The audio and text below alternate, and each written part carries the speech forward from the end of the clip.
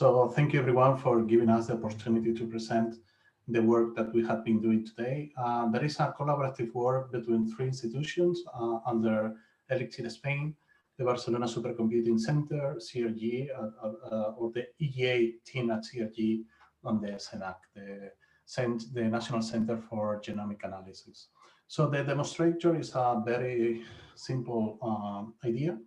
So we have data at EGA, then we have some analytical workflows that usually we want to run them in a cloud environment, although we can run those workflows in HPC, and then have to expose that data to systems like RDConnect, where, for instance, a clinician can prioritize the use of information coming out of the analytical workflow and perhaps combine with other systems. So I'm putting the focus here, or just to start with, in the workflow. And we have a number of workflows, analytical workflows, connecting the three components and bringing up a very basic one that is a standard workflow to call individual SNPs. So just to see the variation that you can find in a genome or in an exome sequencing, and how that information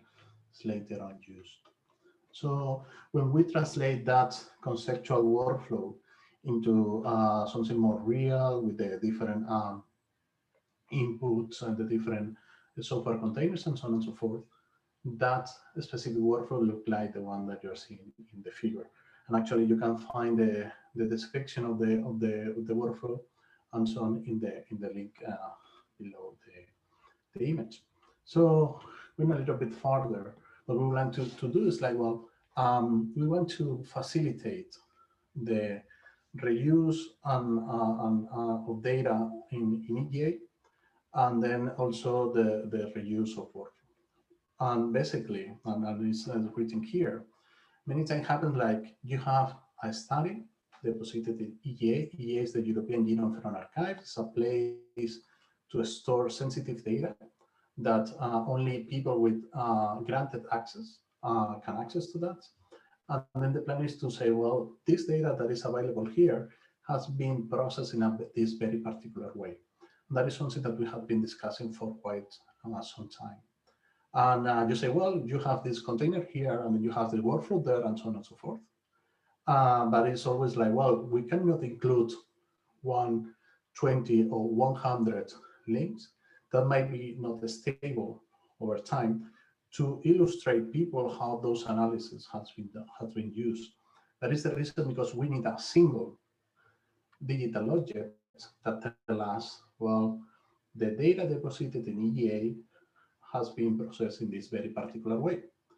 And it's when it enters in a scene two aspects or two infrastructures, and the standards I would claim developed in the context of EOSC-Life.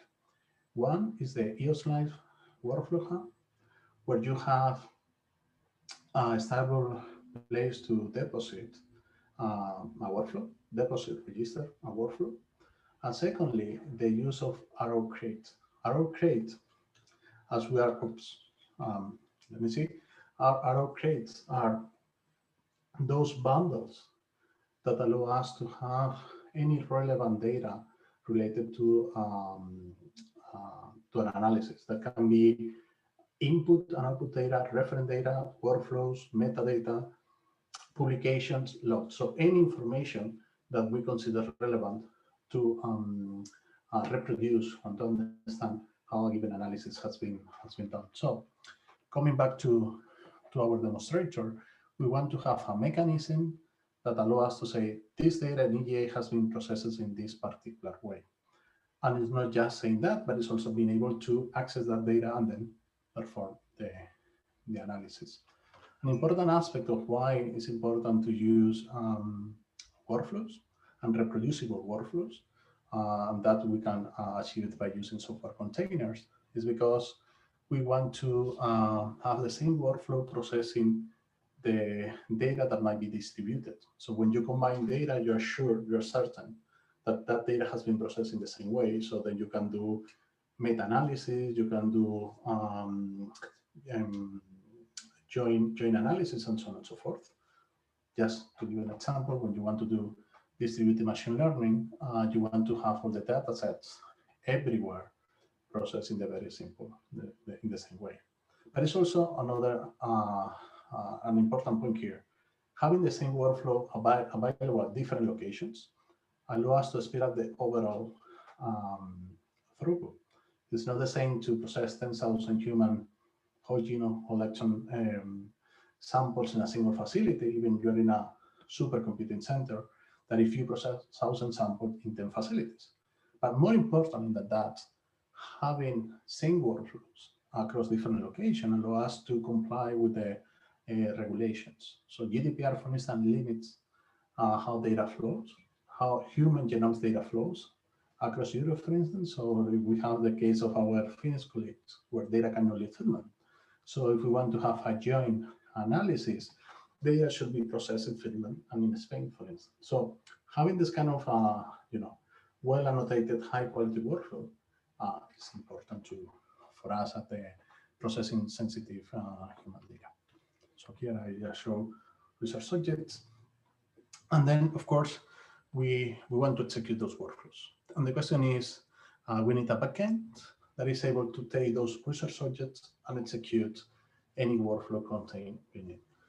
And I want to emphasize one thing. This one is, we don't want to reinvent standards. We don't want to reinvent anything new. So we're not proposing to create an alternative to Galaxy, to the Nextflow, or to any other system. What we want to do is what I will call the glue. So it's a small, very small software layer that is able to interpret AutoCrate and follows the Global Alliance Cloud or Work Stream specification. Basically, TRS, so the tool registry service. So how do I get a workflow from this? How do I materialize? And WES and tests, meaning workflows and tools task execution services. So once I have the workflow, how do I execute that? It means that I need to comply with a number of points here. So first, I need to materialize the workflow that's coming from Workflow Hub. Then I need to materialize any relevant repository for do that work. Of course, I need to bring in the input data and the reference data to launch that workflow, and then prepare the engines to execute the workflow.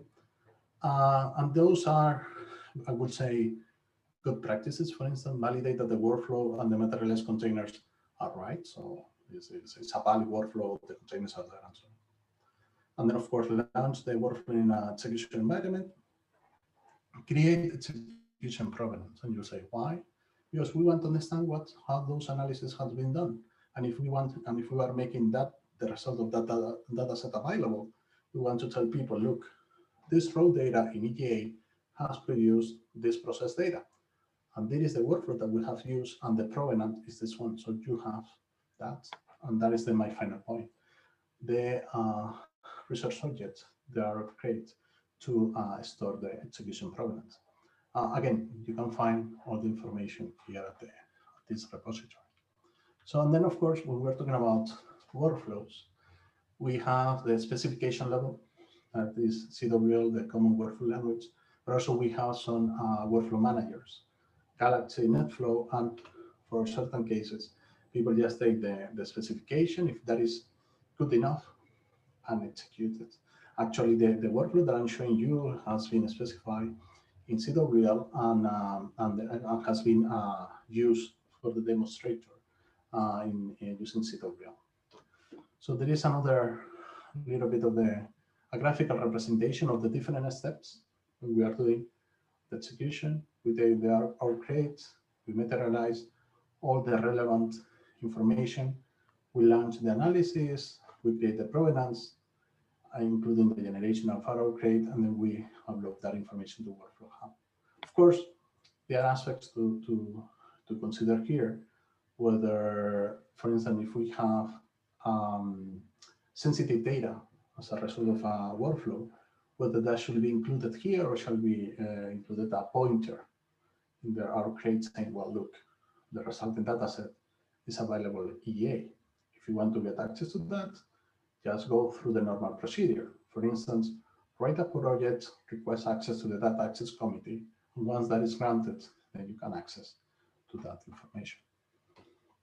So going a little bit to the part of EA that has been prepared by colleagues at the CRG, EA CRG. So basically what we want to have is a mechanism to access data that is encrypted in EA through the outbox.eaarchive.org, and in what I like to call a programmatic way. What it means a programmatic way, that I don't need to go through a web interface, click or download, as FTP and so on and so forth. But I would like to have a mechanism that I mount a shared file system, and then I can run my analysis in a transparent way. So to do that, so there is if I'm not mistaken, a 20 seconds fragment, the how to assemble or how to mount and visualize EGA studies in a shared file system. So let's say it works. So very quickly, here we are seeing that it is being used as SFC. Data is available here in this shared folder, and it is encrypted. So we are using crypto GH. So it's the crypto. I cannot remember exactly the extension, but it's a encrypted file system for following the GF4EH standard. So then we have access to that. We gain access to that because we have the credentials. Then we can launch the analysis, and then we can perform or run our workflow and so on and so forth. So we're going to be using very small fragments of information that afterward we can go a little bit more into detail. So we have data at EGA access programmatically, meaning I'm able to connect to a fuse layer. So it's a file system. I can mount that file system and can access to encrypted data. Then we have the workflow. Here you have the links. We have this workflow in CWL, but for this specific, or for understanding better the technology, we have this workflow specifying NetFlow or available in NetFlow, in Galaxy, and as well in CWL. So here we have the backend engine installation, and then we have the workflow execution file. I'm going to skip the backend engine installation, use a little bit how do we clone the repository that we have in the available that we have been developing, and then how we install the dependencies, and we go directly to prepare the environment that will allow us to run our workflow. So if everything works, and here we are. So hopefully you can see in the top of my screen. So basically, what we are is bringing the local configuration to see that we have installed already the backend and so on, and then we create the environment to run the workflow.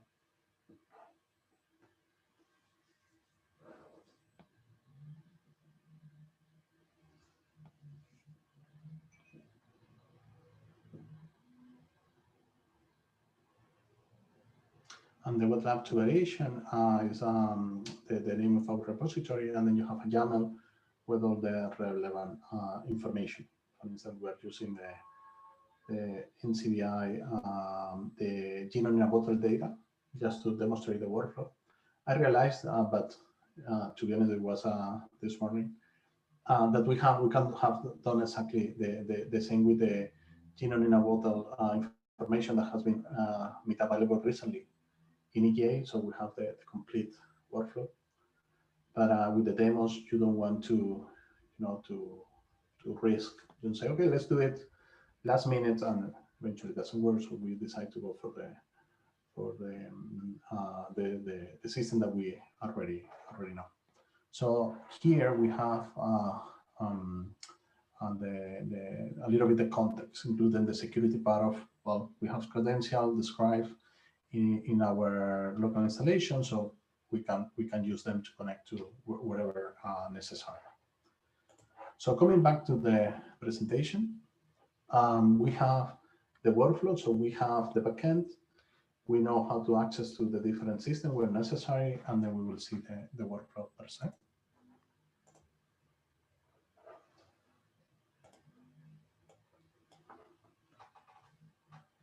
So this execution takes approximately 2 hours, but we have reduced that to around 2 minutes. So we have, when we recorded this video, what we say, okay, so let's skip the parts where we don't have any activity. So you will see very going the text very fluidly, but take some time to execute. So we here are telling the executor where is our config file, where is the execution information for the CWL, where are our credentials. You see that, for instance, the arrow crate has been downloaded from the workflow hub. Then the different software containers are being materialized. So from different places, especially from those from bio containers, that is relevant for us to use the resources that we are contributing in Elixir. That the data that we need to make the analysis is also bringing in. And then we are also bringing some reference information that are necessary to make to run the workflow. And when everything is ready, what we basically do is to invoke CWL lab, if I'm not mistaken, and then we run the workflow per se, and I don't want to go ahead of the demonstrator. You see, CWL tool, no lab, sorry. And then we have that. Then we are producing. We have all the different parameters that we have used, and now we are showing you the results. So that is the output of our workflow, and that includes the generation of arrow crate, including the output files or the reference to the output file, if that is the case of how to say sensitive data.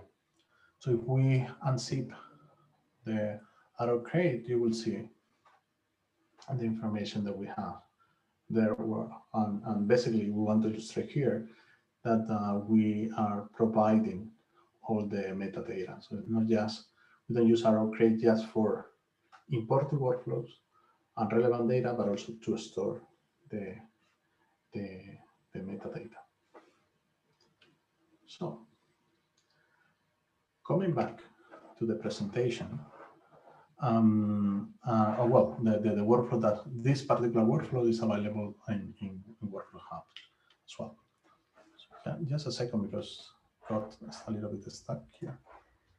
Okay, so we have this part,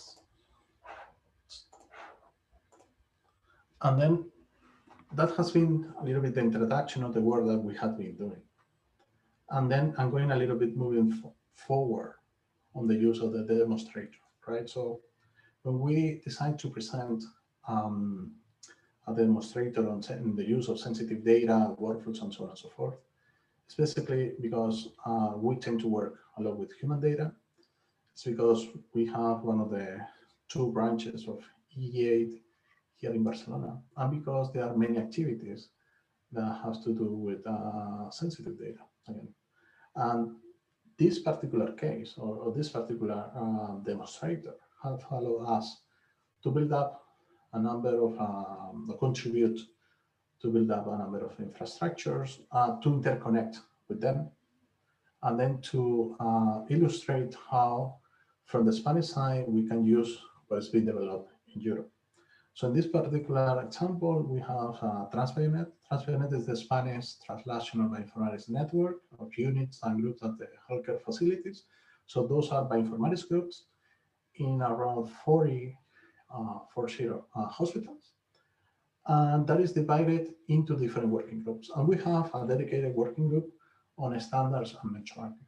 So basically what we want to provide to the people in the network is a reference implementation. So we discuss what are the best methods to do a particular analysis. And then we want to make available to them the workflows, because not everyone have the expertise or the bandwidth to investigate on the different topics. Think that many of those groups and units are between 1 person and 3 or 4 persons, and they might need to provide services to hospitals with hundreds of researchers. So they don't have the material time to go there and investigate what is the best workflow to do the standards. So what we are bringing here is like everyone together and say, okay, out of the 40 groups, how many are specialists in a particular case, so structural variants, for somatic mutation, or for somatic, somatic structural variants, or germline structural variant. So we're bringing, together a group with similar interests, and then we're organizing scientific benchmarking activities. And rather than to reinvent the wheel, what we're using is Open Events. Open Events is the Elixir platform for supporting this kind of activities. So what we have done is we have decided to go with Transfernet. We have defined a benchmarking effort on germline structural variants. That implies discussing about golden data sets, input data sets, which metrics we want to use. And then, of course, once we agree on those 3 aspects, the challenges start. People compute at their own places the predictions, the structural variants, and they submit that to Open Events, where the agreement is computed, and that is shown to the participants. But the story, just to close up the story, we want to provide all the workflows that have been benchmarked through Workflow Hub. So when a new unit is coming and say, I would like to do this analysis, this particular analysis, because my researchers are asking for it, but I don't have the expertise and I don't know which one is the best, I will go to the forum on that particular analysis and take the workflow. I will take an informed decision on which one is the best workflow for my particular case. So just to give you an example, this is one of the results that we have in Open Events. We have 15 different contributions from 8 different labs across Spain. And why do we have different contributions on labs? Because many times what we have is like raw predictions and then filter predictions. Because sometimes you have different ways to do the structural variant calling. And looking at those results, we can learn many things. So for instance, we have a cluster of groups that are basically using a specific approximation. Then we have other groups, for instance, this one, that are using a consensus-based approximation, different ones. And then we have, for instance, this group that they realize that they are not performing that well. So they say, okay, so maybe we need to learn from them. And then, of course, the performance have implications. Do we want to have many false positives at cost of detecting all the cases, or we want to have less positive, less general, let's say, positive cases to ensure that the ones that we are calling are the real ones? That is a discussion, that is something that has profound implications for clinical treatment. And the plan now is to say, okay, let's bring all the different perspectives into a scientific publication where we provide guidance. Like, guys, this is what we have learned in the process. Those are the workflows that we have used, and here are the general recommendations. So whoever else is coming after can take an informed decision. Okay, so maybe for a particular case, I'm more interested to be here to take any of those workflows rather than any workflow coming from here. But we want to leave that information available to the people who want to use it. So here you have the description of the challenge, And then here you have the description of the results, preliminary results. Salva, you're more than 20 minutes in. Thank you. I have 3 more slides to go. Thank you. So I'm just finishing. So here is the workflow that I wanted to present today, but it's quite complex. So it's many steps and so on and so forth, and that represents a challenge while writing workflows. And that is the reason, because one of the outputs of this effort, this demonstrator, is we're writing up a manuscript on 10 steps, as sort of a tradition in bioinformatics, how to prepare a portable and fully reproducible bioinformatics workflow. So there you have the 10 different aspects that we consider important. And I would say that this one is quite vital. Contribute to community-led efforts to maintain commonly used workflows. So sometimes, and we like to reinvent the wheel, it's better to maintain or to contribute to community-led efforts, workflows, but also infrastructures like Workflow Hub. With that, I would like to close and say that, well, our experience has been really great. For us, has been a way to contribute to many in EOSC-Life and to even work closer with some people that we already know from Elixir, like Carol, Frederick, and Björn, and so on. And with that, I want to say thank you, and I'm happy to take questions.